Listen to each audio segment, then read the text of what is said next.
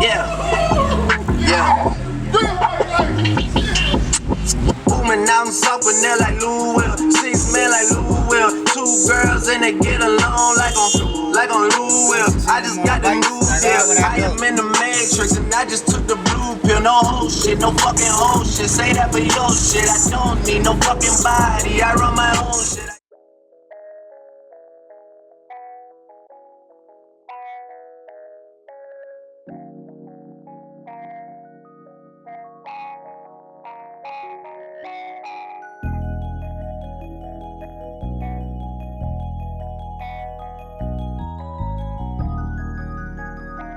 Looking at him today, it's hard to imagine that Dwayne Thomas was once a victim of gun violence. He was shot in the head while driving with friends in DC. He could have easily died, but he fought to live. And today he's fighting for his dream of becoming a music producer to the stars. This is his story.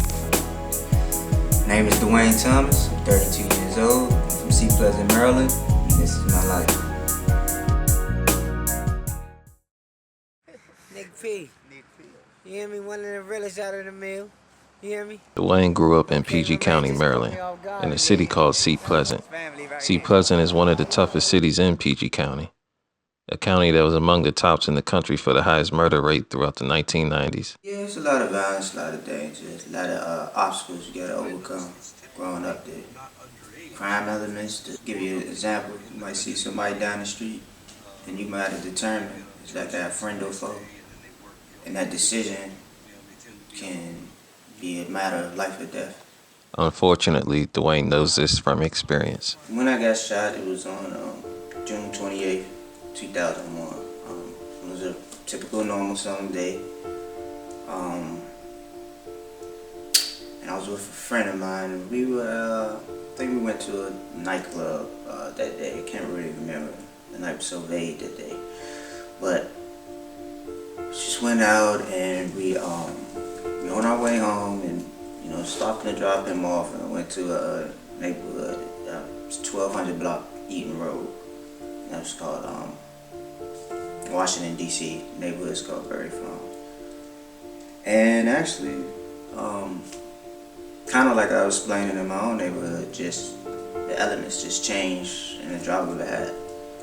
Just talking to him 1 minute, next thing you know, boom, struck by a straight bullet. It went through the right side of my head, and it broke this jawbone on the right side. It went 3/8 of my brain.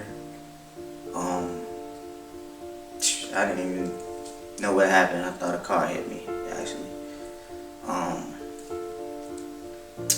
So what I did is gathered myself. I drove to Maryland, Silver Hill Road. Right where the sensor barrel is. And that's when I blanked out, and the rest is all vague from there. I can't hardly remember, but I was helicoptered, from there to PG Hospital, and that's where they revived me at. I was in the hospital for a period, I believe it was like 5.5 months, almost half a year.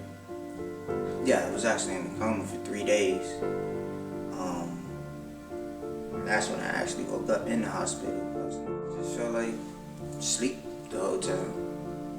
Just felt like I was rested through you in a dream. The dream where I met Biggie one time. It was crazy because it was surreal. It's like he was really there, his presence. And it's all in the mind, I was dreaming, but it was crazy because he was just like schooling me into this music, and he started spitting these rhymes or whatever, just real crazy.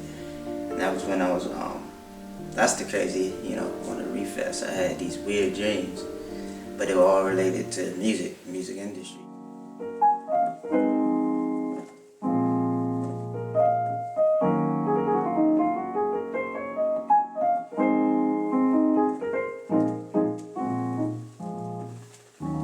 I was always into music. Even as a kid, I was into music. I went to Thomas Pullen. I was at school for performing arts, so they started us doing music since I was 5. Like I was reading music and playing in front of audiences. Make it your own, you know what? From that point on, I continued all the way up to 8th grade. But, you know, I started picking up instruments such as the guitar, the trumpet, and my family background even we're orientated around music.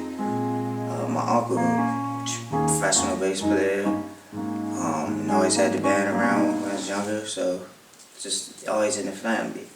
My mother used to always play records of these old great people, Slash, Family Stone, Minnie Riperton, and I used to go down there and listen to those records, and that's what started really into the music. First thing I did, I went and selected this little funky guitar sound I like. It's called Touch Wild. Then I put an effect on it. So,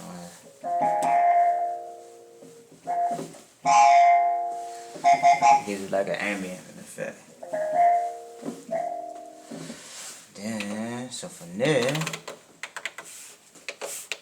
that led to this sound.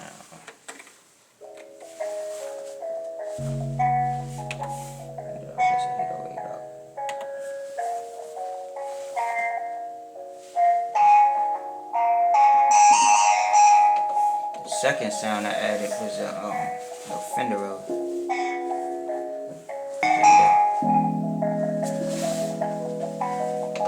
Then I added, I wanted some bells to it, so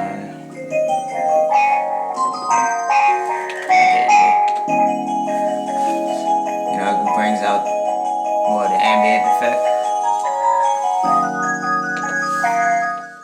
I produce pretty much all genres because, you know, I play, I'm a musician as well, so I play keys, so all my music, I might be in here producing a jazz bit, then go straight to hip hop.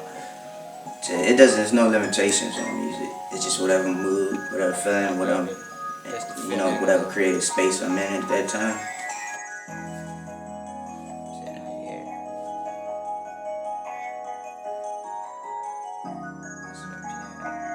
I'm just running a C scale.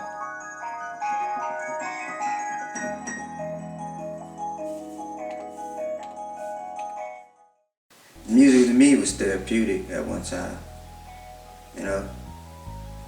It's like they would give me, like the artist was actually communicating with me.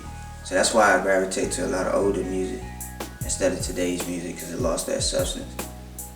But back in the day, music was so organic, it was raw, and it was like a community, and it took me to another world. It's like I could get into their element, besides relate to them on certain times and certain songs. So I was hooked from day one. Next thing I added was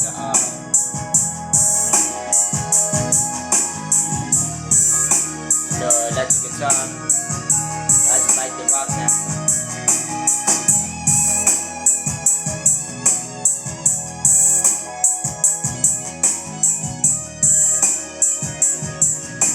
And I should have played that like this when I did it.